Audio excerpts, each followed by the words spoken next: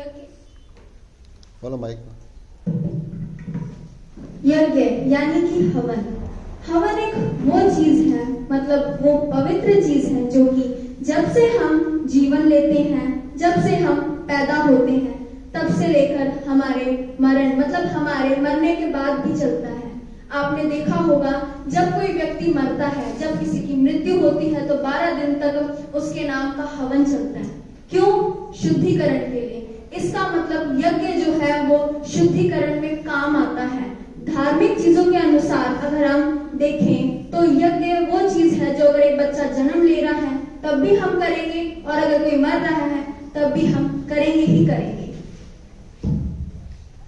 आपने सही कहा, यज्ञ सिर्फ इन्हीं चीजों में नहीं और भी अनेक जगहों पे इस्तेमाल की जाती है। वो चाहे हमारे घर का नव प्रवेश हो या कोई भी शुभारंभ करना हो, यज्ञ हर जगह इस्तेमाल होता है। क्या आप हमें बता सकते हैं यज्ञ में क्या क्या सामग्री इस्तेमाल होती है? जब हम यज्ञ करते हैं तो उसमें खोपरे का उपयोग किया जाता है, चंदन का उपयोग किया जाता है और कपूर का उपयोग किया जाता है और लकड़ियों का उपयोग किया जाता है। और क्या आप हमें बता सकते हैं इससे हमारे वातावरण पे और हम पर क्या प्रभाव होता है? यज्ञ में अर्पित की गई कुछ प्राकृतिक हवन सामग्रियों से, हमारे यज्ञ की धुआं से हमारे वातावरण के कीटाणु नष्ट होते हैं। और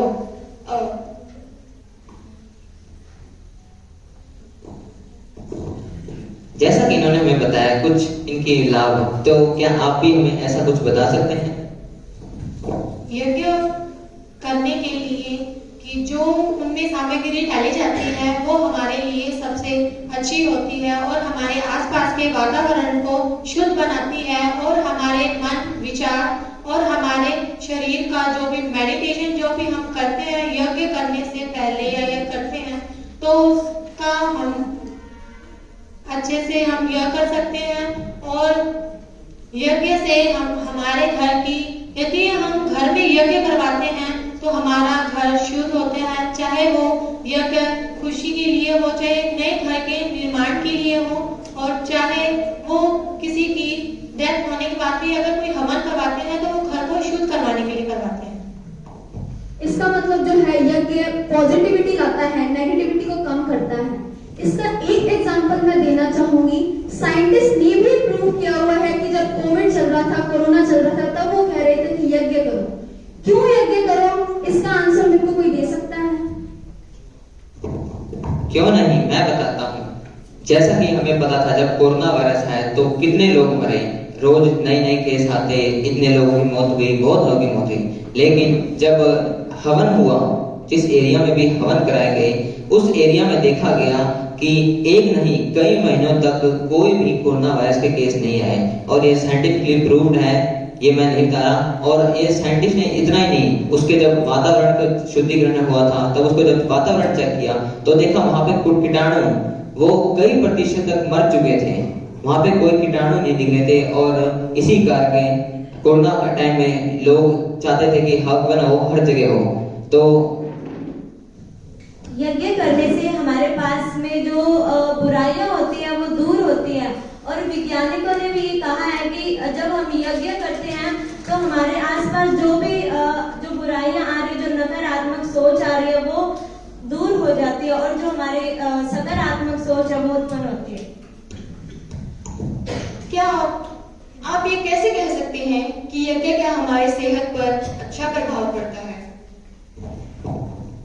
यज्ञ का हमारे सेहत पे अच्छा प्रभाव इसलिए पड़ता है क्योंकि जो यज्ञ में सामग्री इस्तेमाल होती है वो सिर्फ वातावरण के नहीं, हमारे मन को, हमारे तन को हर तरह से शुद्धिकरण करती है।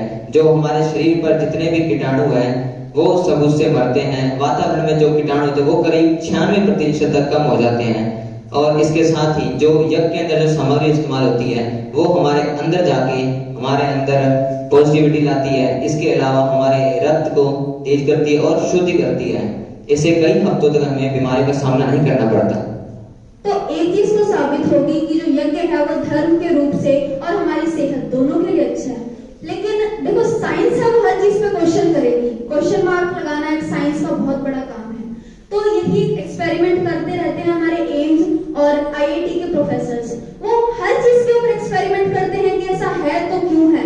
हमारे शास्त्रों में भी अगर कोई चीज लिखी हुई है तो उसका कोई ना कोई कारण हमें हमेशा दिखता है, और साइंस को भी उस चीज का जवाब हमेशा मिला है कि ये चीज क्यों है। वो भी जब अपना हॉस्टल होता है वहां पर, या जो उनके कॉलेजेस होते हैं एम्स की, वहां पर उन्होंने यज्ञ कराया, गायत्री मंत्र का जाप कराया, और उन्होंने देखा कि जहां पर वो जाप हुआ है वहां पर जो स्टूडेंट्स हैं उनके अंदर हैप्पी हार्मोन रिलीज हो रहे हैं। इट मीन्स जो यज्ञ है, जो गायत्री मंत्र है, वो हमारे अंदर खुशी लाता है। और जिन रूम्स में मतलब जहां पर ये चीज नहीं हुई है ना, वहां पर हम ये कह सकते हैं कि वहां पर कुछ नहीं था। स्टूडेंट जिसके अंदर आज डिप्रेशन, स्ट्रेस, एंजाइटी, ये चीजें बहुत देखने को मिल रही है, वो ये चीजें कम कर सकता है अगर वो भगवान की ओर ध्यान लगाएगा, यज्ञ करेगा, और बहुत सारी चीजें हैं जिनके अंदर अपना ध्यान अर्पित करेगा। यज्ञ सिर्फ एक लॉ ही नहीं, वो हमारे लिए एक शिक्षक के समान है। जैसे यज्ञ जो आग होती है वो हमेशा ऊपर की तरफ रहती है, चाहे उस पर कितना दबाव डालो, कितने पत्थर फेंको, कितने, वो सबको अपने समान बना लेती है, लेकिन कभी झुकती नहीं है।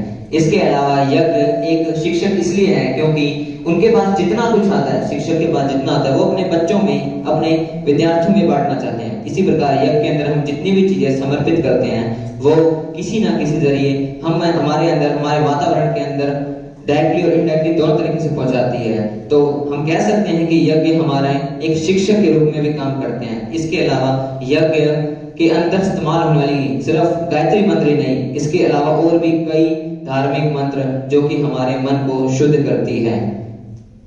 तो अंत में मैं कहना चाहूंगी, अग्नि के समान कभी झुकना नहीं है। अगर आपसे कोई टक्कर